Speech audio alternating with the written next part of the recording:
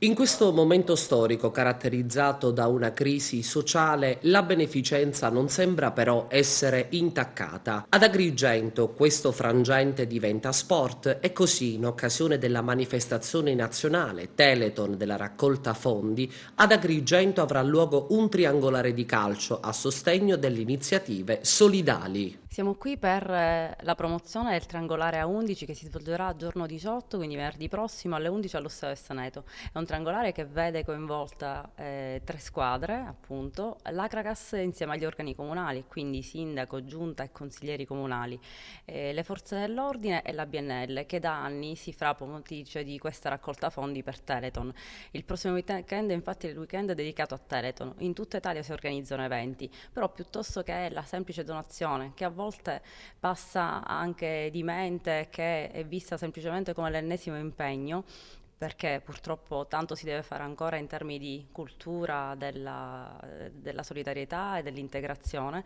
E oggi abbiamo pensato a qualcosa che potesse dare una giornata di svago e di sport, perché lo sport rientra in quel concetto di cultura che fa aggregazione positiva, e al contempo si ricordasse di chi è meno fortunato di noi e che quindi merita la nostra attenzione. A prendere parte al significativo evento benefico tre squadre composte ad hoc, rispettivamente da Comune di Agrigento, Acragas e BNL, Forze dell'Ordine. La partnership tra la Fondazione Telethon e BNL dura da oltre 23 anni e in questi 23 anni abbiamo raccolto oltre 250 milioni di euro su un totale di oltre 420 milioni di euro e ciò ha permesso praticamente di finanziare oltre 1500 progetti che hanno portato alla conoscenza di oltre 450 malattie genetiche.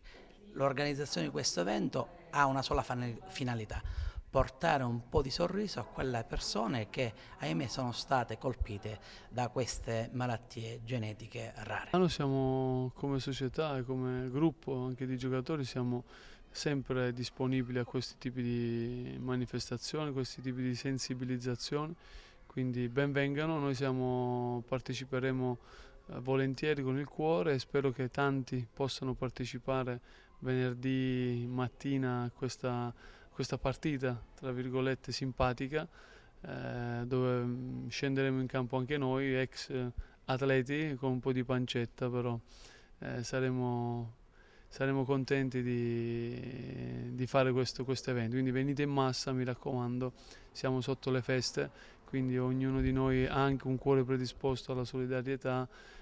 Iniziamo da venerdì per poi finire tutto l'anno in questa maniera.